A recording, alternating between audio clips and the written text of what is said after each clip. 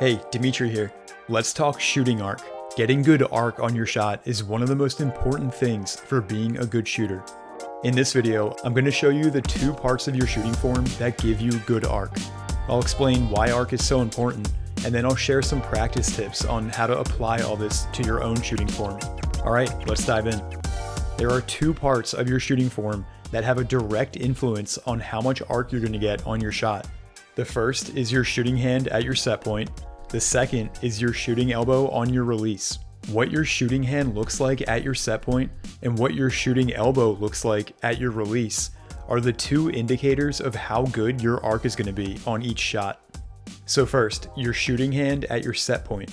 By the way, your set point refers to the moment in your shot right after you're done raising the ball into the air, and right before you actually start to shoot the ball up and forward. It's that brief pause. It's a critical checkpoint in your shooting form. Your form at your set point can really make or break your shot. Anyway, the first key to getting good arc is to have your shooting hand facing up at your set point. You want the palm on your shooting hand to be facing the ceiling when you're done raising the ball into the air and right before you start to actually shoot the ball. When your palm is facing upwards and then you release the ball, the trajectory of the ball is going to be higher. The arc is going to be higher. Pointed back is okay too, like Luka here. What you don't want is your shooting palm facing forwards. If your palm is facing forward and you release the ball is going to go more forward, not up. Here's how to get your shooting hand facing up at your set point. You want to get your hand directly under the ball with your elbow in. If your hand is to the side of the ball or your elbow is flared out, you're not going to be able to get your shooting hand facing straight up, and you're going to have poor arc. And then the other way to get your hand facing up is by flexing your wrist. Some players start their shot with their wrist already flexed.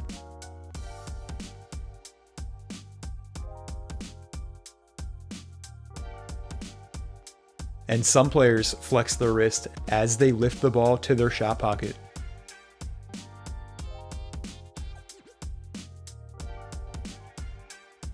And if you can't flex your wrist all the way back due to a lack of mobility or whatever the reason, then raise your elbow up a little at your set point like Kobe, or bring your forearm back more like Steph. However you can accomplish getting your shooting hand up at your set point, that's going to help you get the best possible arc. The second part of your shooting form that influences arc is your shooting elbow, specifically what you do with your shooting elbow on your release. The higher your shooting elbow finishes on your release, the more arc you're going to get. When your shooting elbow finishes low or more forward, you're not going to get as good arc. This is one of the biggest mistakes I see from poor shooters. They shoot forward and it gives them a flat shot, not enough arc. From your set point, as you go to release the ball, you want to shoot up and forwards, not just forwards. This is just the physics of tossing something. When you throw a dart, you're just throwing it forward. Your elbow finishes low and there's barely any arc on that throw. If you crumple up a piece of paper and toss it towards a trash can, and you toss that paper upwards and your elbow finishes high, you're going to get a lot of arc on that toss. Two ends of the spectrum, but you get the idea. Shooting a basketball follows the same principle. A good reference point for how much arc you're going to get is the level of your eyes. If you pause your shot at your release point, right after you release the ball, you want your shooting elbow to be as high as your eyes or higher. Elbow at or above your eyes is a good indication that you're getting great arc on your shot. I wanted to show Jokic here because he is the best at this by far. Same with Luka. They both get great arc on their shots with a nice and high elbow on their release. So those are the two parts of your shooting form that influence arc. Your shooting hand needs to be up at your set point, and you need to shoot more upwards than forwards, which means getting your shooting elbow to finish high above your eyes. When you do both of these things together, you're going to get the best possible arc on your jump shot. So then, why does all this even matter? Why do you need arc? Why does getting good arc make you a better shooter?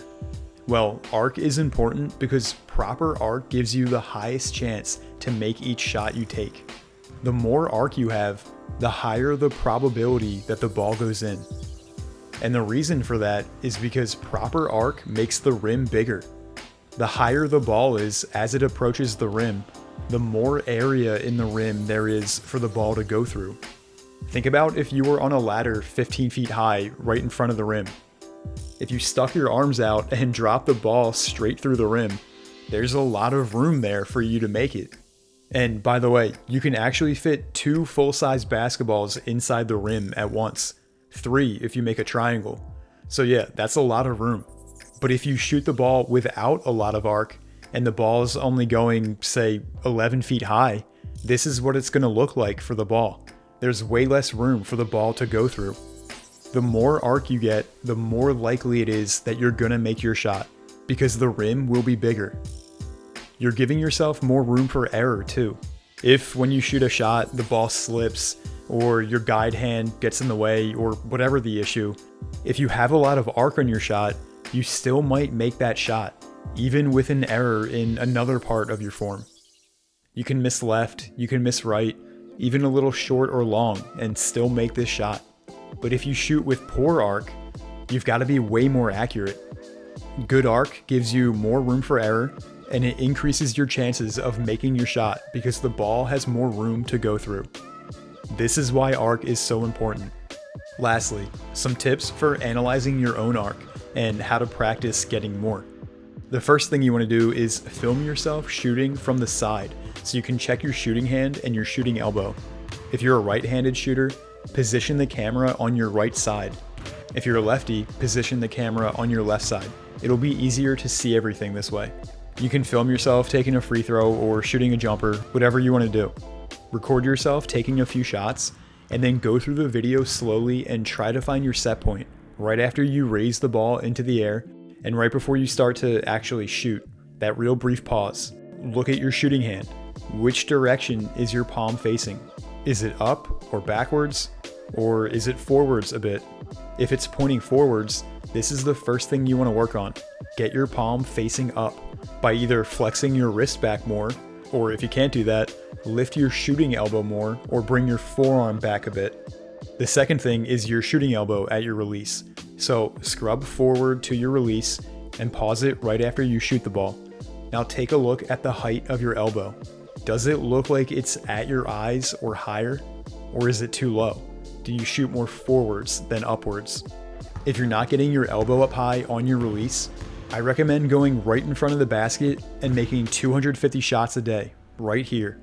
Shooting right in front of the basket is going to force you to get your shooting elbow up.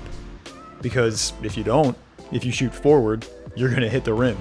You have to get your elbow up to get the ball up and over the rim from this close. 250 makes a day, and in a few months, getting your elbow up is going to be automatic. If you don't have the time for 250 makes a day, here's another option. Make 10 right in front of the basket, and then take a step back. Make 10 here.